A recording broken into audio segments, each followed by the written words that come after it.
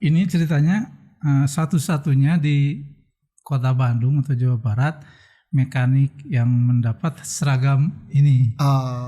Karena seragam ini adalah seragam waktu tahun 90-an itu tim racing Honda, khususnya motocross, mereka tuh ada timnya. Nah, saya salah satu kehormatan yang mendapat baju ini. Saya tuh kan dari rumah tuh bawa alat game dulu namanya Tetris ya, yang kayak ular-ularan gitu kan. Nah itu alat itu pada saat menunggu orang lain pada sibuk ngafalin buku apa segala gitu, saya main Tetris Pak. Jadi lebih santai. Sepertinya orang melihat saya teh udah siap sekali. Mereka anggap saya sombong.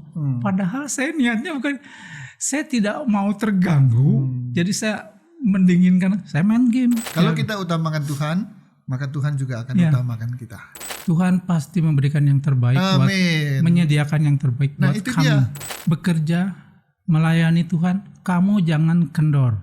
Tetap melayani Tuhan. Apapun masalah yang dihadapi. Bahwa Tuhan itu pasti memberikan yang terbaik sepanjang kita mau berserah sama Dia. Bukan kisah sembarang kisah. Kisah ini istimewa sebab terjadi oleh karena kasih dan dibagikan dengan landasan kasih juga. Inilah podcast Berbagi Kisah dan Kasih bersama saya, Yunus Timotius.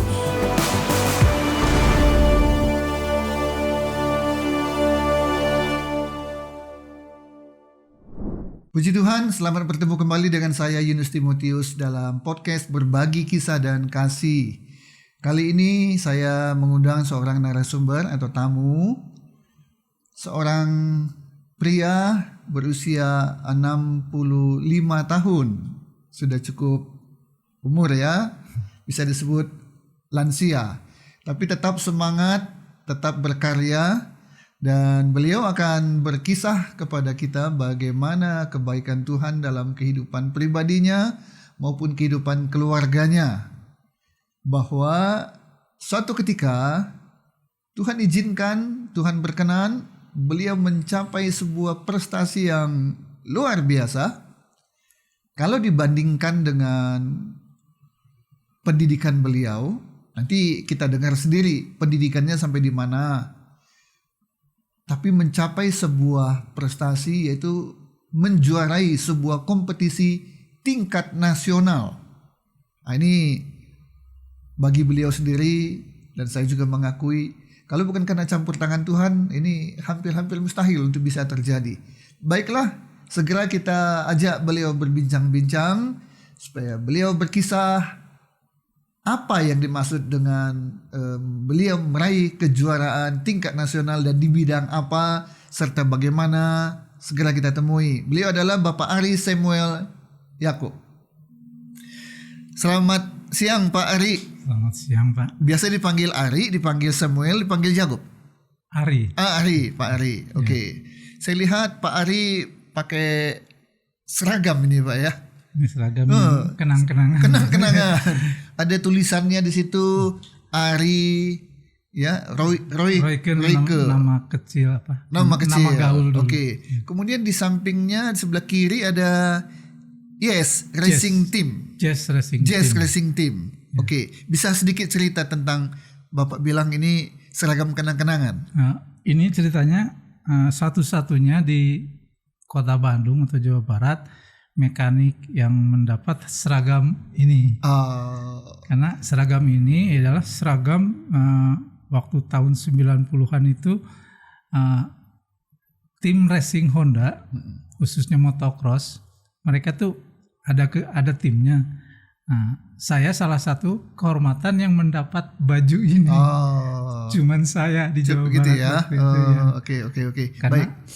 Jadi sekarang tahulah kita bahwa Bapak ini berkecimpung di dunia otomotif ya. Betul. Khususnya roda 2. Sepeda motor Honda. Awalnya. Oke. Baik. Tadi kan saya sudah sebut Bapak usianya 65 sekarang ya? 65. 65. Ya. Baik. Lahir di mana Pak? Lahir di Kota Bandung. Di Kota Bandung. Oke. Kemudian sekolah di Kota Bandung. Sekolah di Kota Bandung. Nah, Ya. sekolahnya nih yang menarik ini diceritakan. Iya. Sampai di mana sekolah Bapak? Jadi kalau saya ingat masa lalu sekolah saya, ya puji Tuhan lah ya, saya sempat bersekolah di Sekolah Teknik Negeri 8 Bandung. ST ya. ST 8. Itu tingkat SLTP pertama kejuruan. ya, tingkat pertama. Setelah SD, ST. Ya. Oke, baru nanti STM. Betul. Nah di ST ambil jurusan Mesin. Ya. Oh, jurusan mesin. Tapi mesin umum masih sifatnya Mesin umum. umum. Oke. Sampai kelas? Kelas 2, Pak. Jadi kelas 2 naik? Belum kenaikan. Belum sempat kenaikan? Ya, belum Jadi kenaikan. artinya Udah dicabut. Kelas 2 belum sempat selesai. Ya. Apalagi lulus dari kelas dari kelas 3-nya ya. Ya. Oke. Berarti pendidikan Pak Ari adalah lulus SD. Lulus. Tapi di ST hanya duduk sampai kelas 2. Kelas 2. Ya. Oke. Sedikit aja cerita. Ada apa sampai Bapak tidak menyelesaikan pendidikan walaupun kelas 2 itu nggak selesai? Jadi ceritanya dulu ada masalah keuangan karena orang tua udah pensiun, terus ada masalah uang diktat yang terlambat. Waktu itu orang tua dikirimi surat.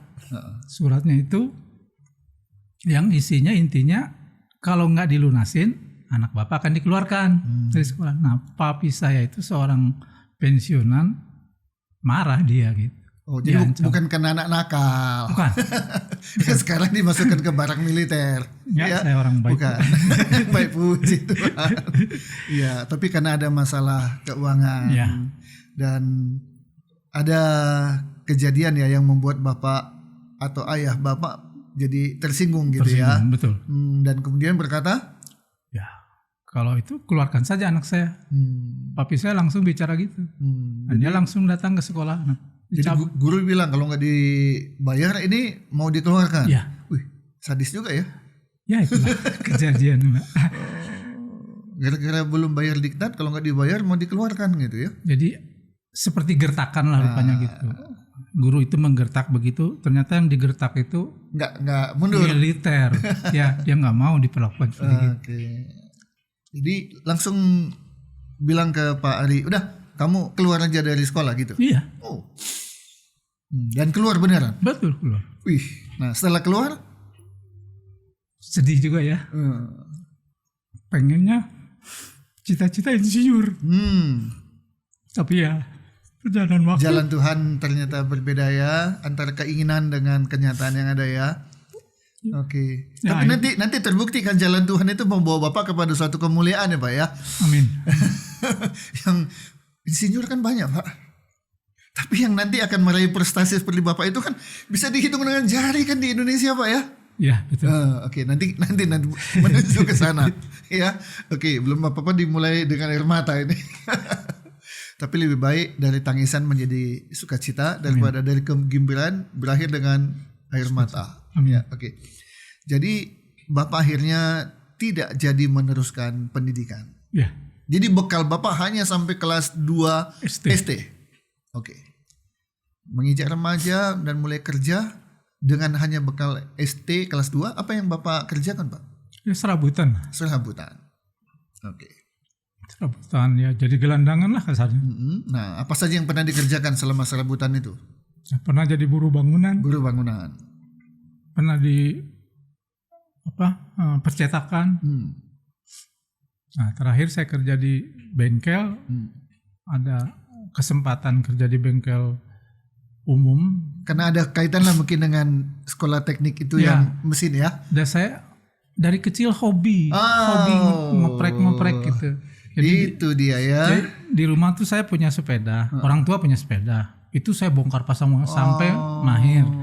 Mesin jahit pun itu saya bongkar pasang sampai saya mengerti cara nyetel benang bagaimana. Jadi dari muda memang sudah nampak ya dari bakatnya, minat dulu dan bakat itu ya. Oke, akhirnya masuklah bekerja di sebuah bengkel. Ya, awalnya saya di bengkel umum Kejaksaan Motor namanya. Bengkel motor. Ya, Amin yang milik. Jadi segala merek diterima.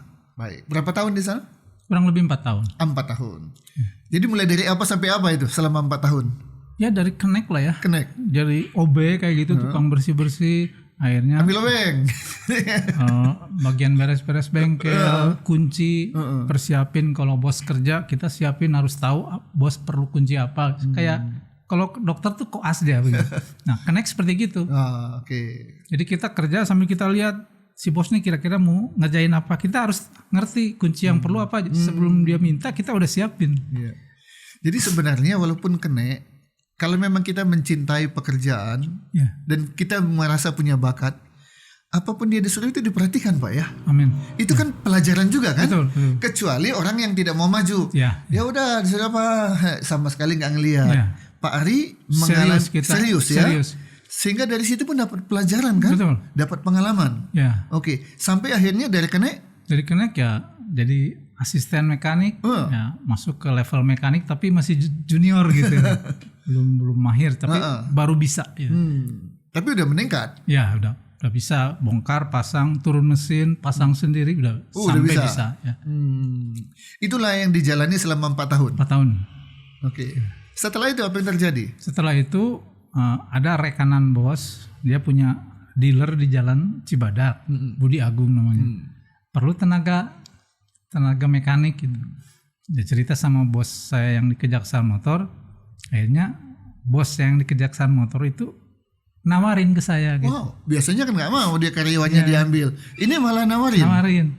Ya, cara Tuhan mungkin ya. Akhirnya saya mau, saya diantar. Jadi prosesnya itu saya nggak pakai lamaran. Diantar segala diantar sama bos yang lama itu diantar. Luar biasa. Antar, dikenalin, lalu bosnya tanya kapan mau mulai kerja. Saya bilang ya terserah. Udah aja nanti setelah libur Lebaran tahun 82 waktu itu. Tahun 82. Tepatnya 43 tahun yang lalu itu. Ya, tepatnya tanggal 26 Juli. Sampai ingat ya. Kenapa saya ingat? Karena pas 27 Juli, 1 hari kemudian anak saya yang pertama lahir. Jadi saya ingat itu. Iya. Anak pertama ya. Oke. Nah, jadilah bekerja di tempat baru. Jadi mekanik junior lah di dealer Honda situ. Budi Agung. Nah, berapa lama kerja di sana? Saya kerja total sampai saya mengundurkan diri itu 14 tahun. Di tempat itu? Ya. Oke. Nah, disinilah ada kesaksian ya? Ya. Apa itu? Jadi ya saya merasa bersyukur sekali ternyata Tuhan memberikan satu kesempatan kepada saya untuk mendapatkan mujizat darinya gitu. Tahun 1995 Astra mengadakan kontes mekanik untuk mekanik se-Indonesia. Se-Indonesia. Nah, itu diprosesnya per regional dulu, per provinsi, baru nanti pemenangnya 1, 2, 3 naik ke kumpul di Jakarta. Final di Jakarta. Jadi pertama Bandung dulu. Jawa Barat. Jawa Barat. Iya. Berarti Bandung itu bagaimana Bapak bisa dikirim? Nah, jadi waktu di Bandung itu pun saya begitu proses berjalan, puji Tuhan saya dapat 3 besar, ketiga. Iya, berarti di Bandung ada dulu diadakan kontes. Jawa Barat. Tunggu. Sebelum masuk ke Jawa Barat, kan Bapak mewakili Bandung, bukan? Mewakili Jawa Barat. Ya, bagaimana tiba-tiba Bapak bisa masuk ke Jawa Barat kontesnya? Karena ya ada sistem pendaftaran gitu kan. Jadi didata siapa mekanik di Jawa Barat yang mau ikut kontes dan di provinsi lain pun sama berbarengan gitu. Oke, jadi ada kontesnya di tingkat Jawa Barat yang bisa diikuti oleh mekanik di seluruh kota di Jawa Barat. Tapi caranya adalah mendaftar. Bukan karena diseleksi dulu di Bandung baru dikirim ke Jawa Barat. Tidak. Oke. Berapa banyak itu waktu itu di seluruh Jawa Barat yang ikut kontes? Sekitar 60 orang ada. 60 orang dari seluruh Jawa Barat. Iya. Bapak ingat waktu itu dari Bandung ada berapa orang? Banyak ya, dari Bandung itu mungkin ada sekitar 10 orang kayaknya ada. Karena ibu kota banyak provinsi ya. Oke, baik. Di mana diadakan waktu itu? Waktu diadakannya di PT Daya. Berlokasi di Kota Bandung. Di Ciberem bukan? Sebelum ada Ciberem. Sebelum ada Ciberem. Oke. Di sanalah diadakan kontes. Selama berapa lama? Itu 1 hari. 1 hari saja. Apa yang dilombakan di sana, Pak? Macam-macam Pak. Jadi mungkin bisa cerita singkat supaya penonton bisa tahu, oh itu yang dikonteskan gitu ya. Nah. Jadi pertama kita dikasih kerjaan, kerjaan itu sudah dikatakanlah sudah diakalin sama instruktur ya. Semua sama? Sama semua. Wah. Jadi satu orang tuh disuruh menyelesaikan trouble yang trouble itu disengaja dibuat sama instruktur. Nah kita harus mengerjakan sampai tuntas dan benar step-stepnya gitu. Apakah waktu itu menentukan atau hasilnya saja yang menentukan? Waktu dikunci, waktu dikunci dan hasil juga diharapkan selesai. Itu semua dikerjakan oleh 60 peserta? Semua peserta. Baru dinilai? Baru dinilai. Hanya itu saja atau ada yang lain lagi? Banyak ini. Nah, contohnya lain yang kedua teori seperti teori motor bakar itu pun kita diuji tertulis juga. Ya, karena kan yang ikut itu kan mereka yang sudah pernah training. Training itu kan kita diajarkan teori-teori motor bakar, segala macam kan, fungsi-fungsi dari komponen yang ada. Itu juga kita diuji juga. Baik. Mengingat Bapak kan hanya lulusan SD dan hanya kelas 2 SD. Kok pede berani ikut Pak? Saya suka baca. Saya suka baca. Bahkan satu saat saya mundur sedikit ya. Waktu saya awal masuk kerja di bengkel umum, itu awal baru sekitar sebulan 2 bulan, itu saya pengen punya buku panduan. Saya sampai bawa selembar surat dari bon lah ya, nota bengkel. Saya datang ke Jakarta Pak, ke Kali Besar Barat. Waktu itu Suzuki masih namanya Indohero. Saya datang ke sana, pengen punya buku-buku. Saya sampai sana, saya masih ingat. Niat banget gitu ya? Pak Franz Hanafi, saya masih ingat orangnya. Dia terima saya sampaikan, Pak saya baru belajar kerja, saya pengen bisa kerja yang benar. Akhirnya saya bilang kalau boleh, saya pengen punya buku-buku. Manual book gitu ya? Manual book, service manual. Nanti kalau saya nggak cukup uang, nanti saya kumpulin dulu uang, nanti saya datang lagi. Ya, ternyata si Pak Franz Hanafi, dia kasihkan Pak buku itu setumpuk sama perlengkapan training yang lain. Akhirnya begitu saya, Pak ini berapa? Udah bawa aja buat. Puji Tuhan, gratis. Itu saya waktu baru-baru kerja di, jadi saya belajar Pak, belajar sendiri. Teman-teman itu yang sama-sama kerja itu mereka banyak mentertawakan saya. Itu apa sih gitu ya? Tapi ya saya pengen bisa yang sebenarnya gimana gitu. Betul. Kan kalau sekedar cuman lihat gitu kan kita masih gelap lah gitu ibaratnya. Tapi kita tahu dari manual booknya kan kita nggak salah langkah. Ukuran pun ada semua di sana ya. Oke, baik. Jadi Bapak memang tidak hanya berbekal hobi, berbekal suka, bakat, tapi juga melengkapinya dengan pengetahuan. Betul. Dan itu diambil dari betul-betul manual booknya. Ya. Oke. Makanya berani ikut gitu ya. Kalau enggak kan ya takut juga ya, minder juga ya kalau nggak punya satu yang bisa diandalkan ya. Oke, baik. Di Honda juga ada training ya. Saya ikut semua yang disediakan ya, saya bisa ikut. Oke, baik. Hari itu diumumkan berapa besar? Waktu itu pokoknya saya ingat dari semua daerah itu cuma 1, 2, 3 yang diambil nanti untuk final ke Jakarta. Hanya 3 besar. Ya, oke. Saya dapat juara ketiga untuk regional Jawa Barat waktu itu. Tapi pokoknya walaupun juara ketiga memenuhi syarat untuk bisa tetap dikirim ke Jakarta. Betul. Senang banget waktu itu ya. Senang sekali. Oke. Kemudian setelah dinyatakan 3 besar, berapa lama waktu sebelum berangkat ke Jakarta? Itu kurang lebih 2 minggu ya. 2 minggu. 2 minggu final di Jakarta. Oke. Dari seluruh Indonesia. Iya, kumpul. Berarti persiapan itu ya? 24 peserta. Dari seluruh Indonesia 24 peserta. Oke. Jadi 8 regional, ambil 3, berarti 3 kali 8, 24. Oke. Berangkatlah ke Jakarta. Gimana rasanya? Nah ini ada satu cerita juga. Waktu saya mau berangkat itu, kan besoknya saya harus ke Jakarta. Hari Sabtu saya terakhir kerja. Tadinya saya ada niat mau pamitan sama bos yang di Budi Agung. Waktu itu bos laki-lakinya waktu saya acara itu udah meninggal, ada bos perempuan. Tapi sebelum tutup bengkel, bos saya udah nggak ada di tempat. Akhirnya saya nggak sempat. Sempet down Pak waktu itu. Sepertinya kayak nggak direstui gitu kan. Bahkan waktu pulang ke rumah saya bilang ke istri, mah kayaknya nggak ikut ke Jakartanya, nggak jadi. Kenapa? Si bos kayak nggak respon gitu.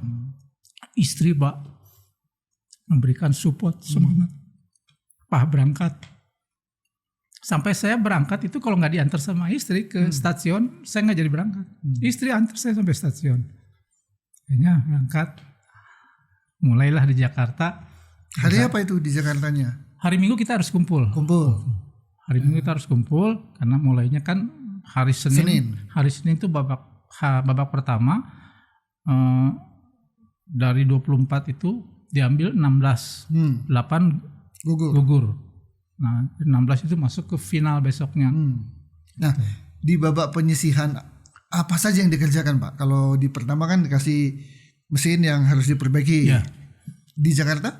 Hampir sama tapi lebih berat. Lebih berat. Bayangkan saja waktu itu motor Tiger masih baru. Kita dikasih soal saklar motor Tiger itu kan kabelnya ada 7, saya masih ingat kabelnya 7.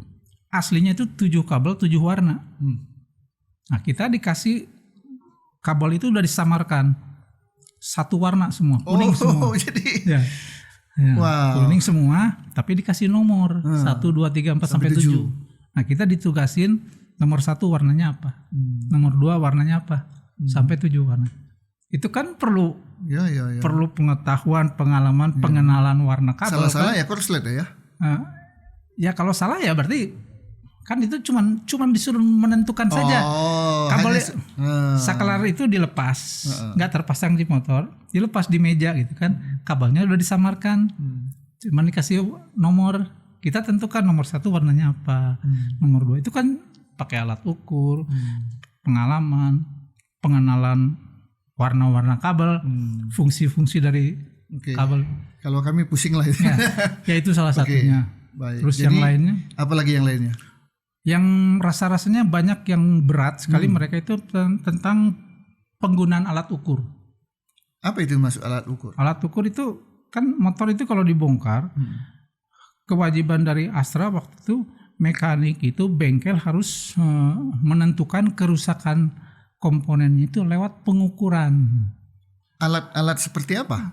Alatnya itu pertama biasanya kan ada ampermeter doang yang kita tahu. Ini kalau alat ukur buat mesin, buat kerusakan mesin itu alat ukur seperti jangka sorong, sigmat, mikrometer, cylinder gauge, ya, terus fuller yang untuk mengukur ketebalan. Nah, alat-alat ukur itu puji Tuhan saya karena sudah sering pakai alat itu, di sana saya paling besar nilainya. Tidak mengalami kesulitan lah ya, dan paling besar nilainya. Dan ada satu kejadian, karena saya sering pakai alat itu, satu saat saya lagi kerja, ada kunjungan orang pabrik sama orang Jepang. Itu waktu kompetisi atau sebelumnya. Jadi ceritanya, akhirnya saya bisa menggunakan metode baru, metode yang beda dengan waktu training. Waktu training kita dikasih cara ngukur cylinder gauge itu metodenya metode guru-guru training, tapi ternyata pabrik di Jepang itu punya metode baru. Dan itu waktu dia lihat saya lagi kerja gitu, dia panggil saya, Pak, kamu masih pakai gitu? Mau diajarin yang metode yang baru? Saya bilang mau, diajarin lah metode yang baru. So, begitu metode yang baru ternyata lebih cepat, lebih simpel, lebih praktis. Akhirnya saya biasakan itu. Nah, pas lagi ujian itu, karena alat ukur itu, instruktur ngelihat kok cara saya ngukurnya beda. Dia bilang, oh kamu ngukurnya gitu? Iya, saya bilang saya diajarin sama orang Jepang.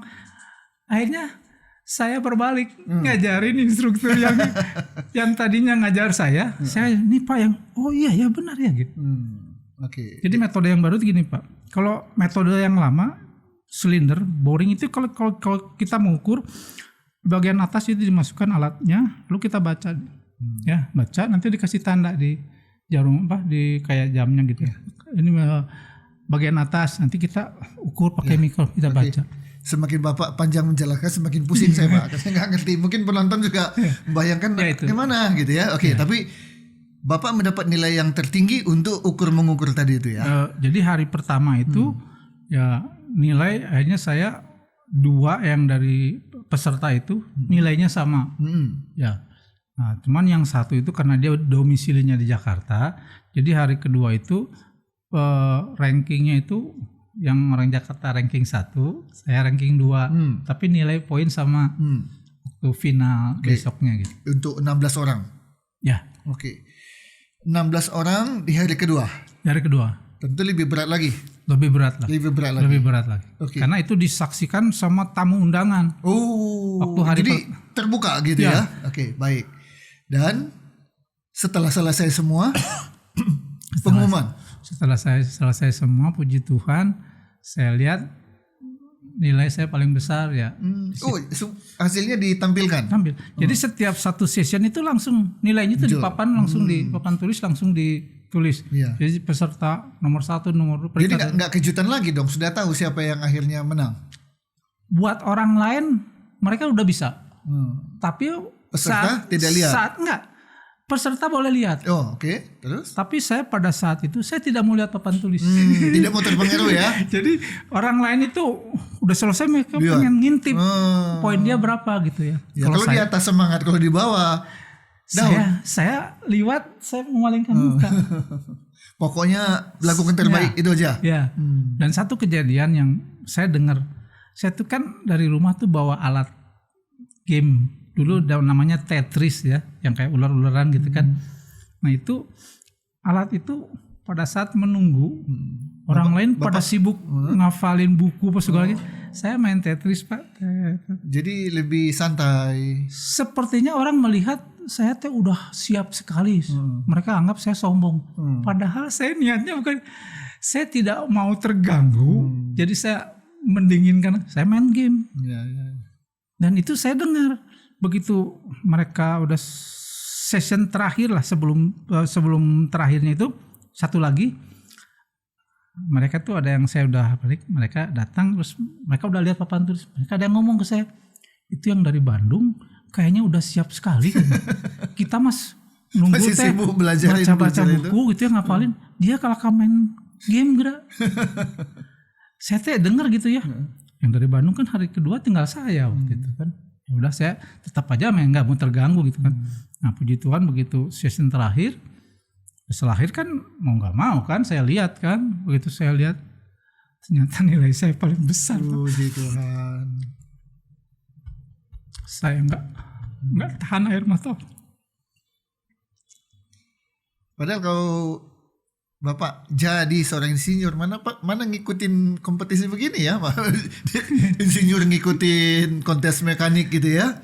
Tapi justru Tuhan punya rencana yang jauh lebih indah daripada apa yang kita inginkan, kita pikirkan, kita rencanakan. Tuhan punya rencana yang jauh lebih baik, lebih sempurna. Dan Pak Ari dinobatkan sebagai juara pertama kontes mekanik Honda tingkat nasional di tahun 1995. Itu dilakukan setiap tahun, 2 tahun sekali. Kadang ada 2 tahun sekali, ada yang setahun sekali gimana situasinya. Oke, tapi itu memang dilakukan berulang-ulang ya. Dan di tahun 95 itulah tercatat dalam sejarah ya. Sejarah hidup Bapak, juga sejarah dalam perkontesan. Nama Ari Samuel Jacob juara pertama. Ijazahnya SD. Ijazah yang Bapak punya hanya SD. Sempat duduk di SD tapi hanya sampai kelas 2. Kalau bukan Tuhan yang bikin. Dari situ saya nggak kuat. Saya ke toilet, saya cuci muka tapi sambil bersihin air mata. Saya berpikir, kenapa kok saya bisa dapat seperti ini gitu ya. Akhirnya setelah itu saya kayak flashback ke belakang. Apakah ini yang Tuhan janjikan? Karena waktu remaja saya pernah dengar kata-kata itu, isi bunyinya waktu itu di Maleakhi 3 ayat 10 itu saya nggak pernah selidikin bunyinya seperti apa, janjinya seperti apa. Saya cuma taunya persepuluhan milik Tuhan, kita wajib mengembalikan. Mau paham nggak paham? Paham nggak paham? Pokoknya Saya waktu itu nggak ngerti lah. Pokoknya saya mau nurut aja gitu. Aturan lakukan aja gitu. Ternyata saya dari mulai pertama saya dapat penghasilan, seberapa saya dapat, entah dari buruh kasar, ada orang yang kasih uang, itu saya ambil 1/10, saya masukin di amplop, hari Minggu saya persembahkan. Itu nggak ada kepikiran nanti mau dapat apa, dapat nanti imbalannya apa, yang ada hanya taat. Pokoknya taat ya lah. Itu dari saya masih remaja. Setelah saya bekerja, saya tetap, setelah maksudnya kerja stabil gitu ya, tetap saya lakukan. Sampai hari ini? Sampai berumah tangga, sampai saat ini. Nah, yang tahun 95 itu yang saya, jadi kalau saya lihat seperti kayak kita tuh ikut asuransi, Pak. Ya. Seperti ikut asuransi. Seperti ikut asuransi. Tahu-taunya tiba waktunya kita dapat sesuatu yang kalau asuransi tidak kepikiran. Kalau asuransi sudah tahu Pak hitung-hitungannya. Nanti setelah gini-gini Bapak akan dapat ini gitu ya. Mirip-mirip gitu, pokoknya kayak nabung lah. Nabung. Ternyata pantesan setiap saya kerja itu saya selalu mendapatkan posisi kerjaan tuh beda sama orang lain. Selalu bos tuh sayang. Bukan sayang karena saya orang yang suka cari muka, bukan. Saya prinsip kerja sebaik mungkin saya akan lakukan sesuai dengan perintah firman Tuhan. Kalau kita utamakan Tuhan, maka Tuhan juga akan utamakan kita. Ya. Oke. Baik, itulah kesaksian yang Bapak sudah kisahkan barusan, bahwa seorang Ari Samuel Yakob dengan bekal pendidikan yang rendah, tapi Tuhan izinkan untuk menjadi juara nasional kontes mekanik tahun 95. Oke, luar biasa. Nah, ada lagi satu lagi Pak, ini menyangkut keluarga Bapak ya, khususnya putri ya. Oke, apa yang terjadi Pak? Ya, saya punya putri, anak saya yang pertama, sulung putri kan. Saya nggak usah sebut namanya lah ya, karena saya belum izin ke dia. Tahun 2023 dia hampir mau menikah.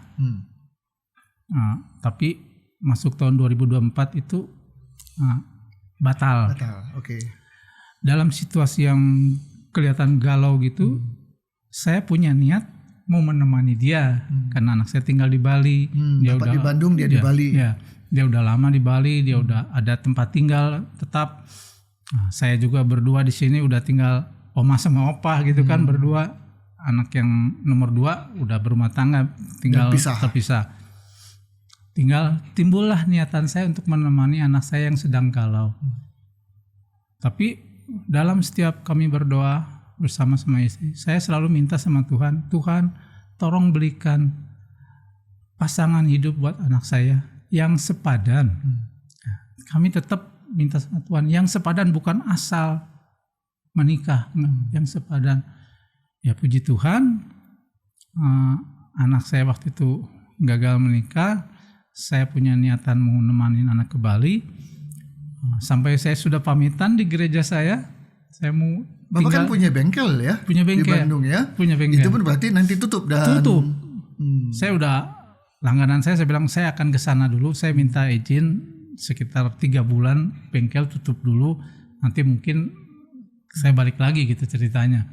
Tapi ya 1 bulan setelah saya proklamirkan saya mau pindah ke Bali itu, kurang lebih 1 bulan, tiba-tiba anak saya cerita, telepon, "Pak, ada laki-laki yang mau kenalan, mau serius."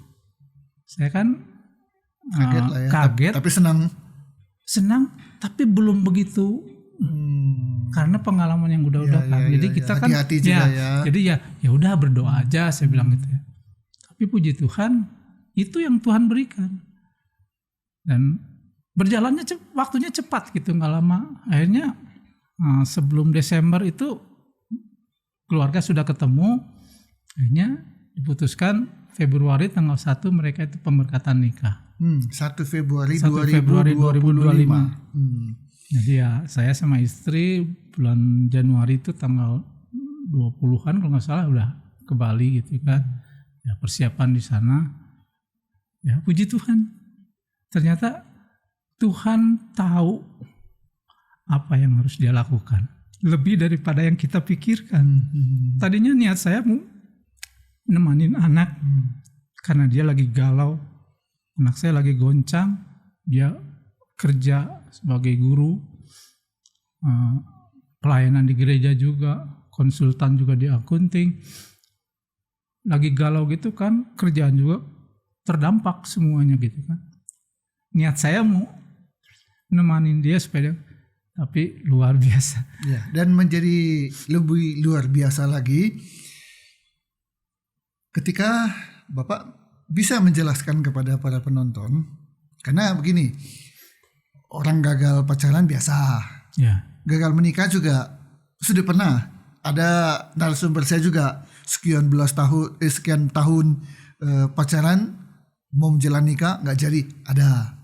Tapi ketika Bapak menjelaskan kepada penonton bahwa usia putri Bapak berapa? 43 tahun. Nah ini dia. Tentu menjadi lebih bermasalah lagi kan? Ya. Ketika seorang perempuan berusia 42-43, udah rawan itu kan Pak ya?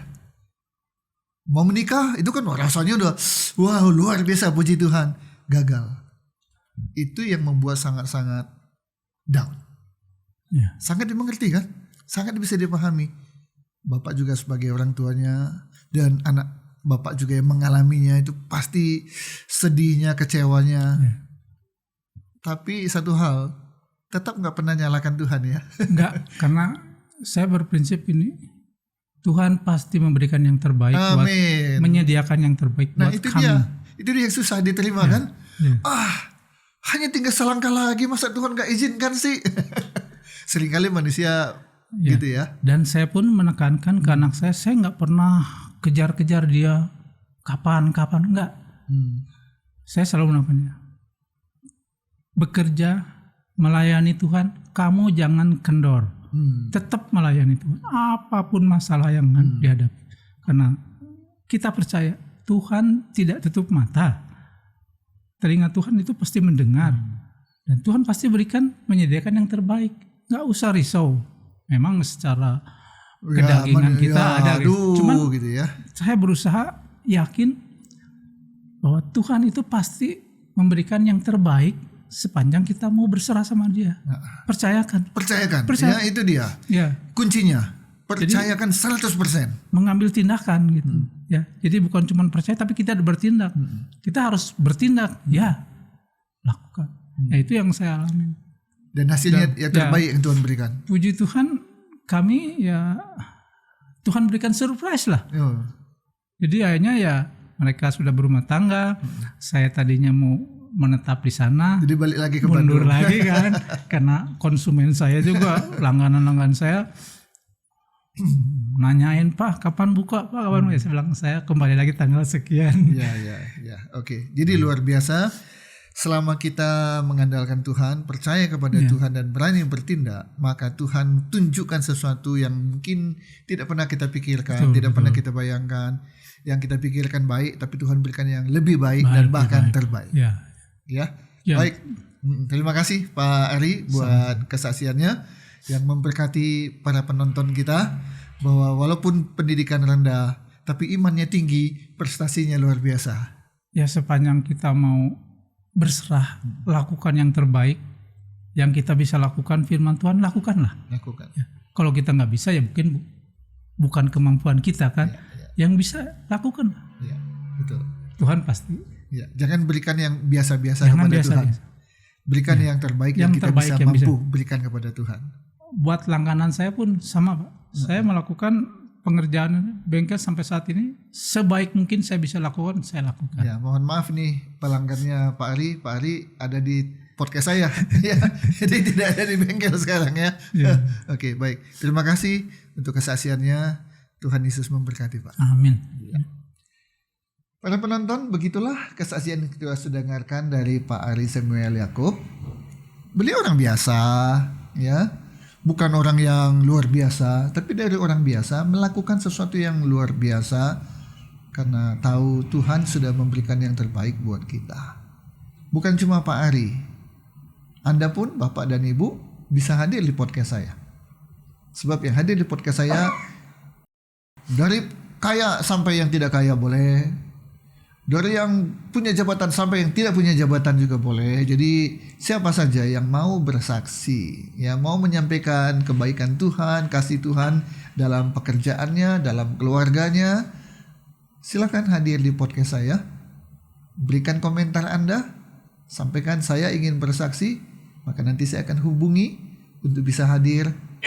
Tujuan kita ingin memberkati lewat podcast ini. Kami membutuhkan dana, tentu saja. Kami juga membutuhkan narasumber.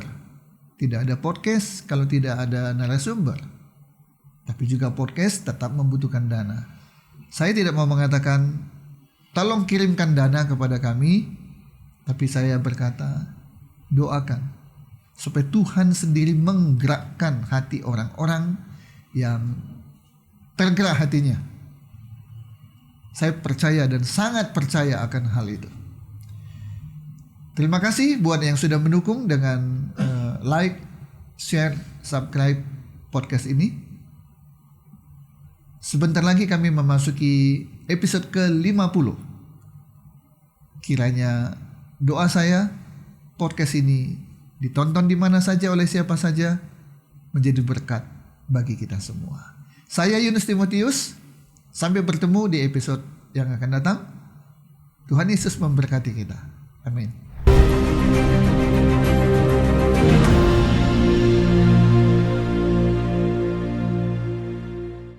Tidak terasa, podcast Berbagi Kisah dan Kasih akan berulang tahun yang pertama. Karena itu, kami mempersiapkan sebuah edisi atau episode khusus. Akan ditayangkan pada tanggal 18 Juni 2025. Sekali lagi, akan ditayangkan tanggal 18 Juni 2025, episode khusus podcast Berbagi Kisah dan Kasih. Sampai bertemu, Tuhan Yesus memberkati.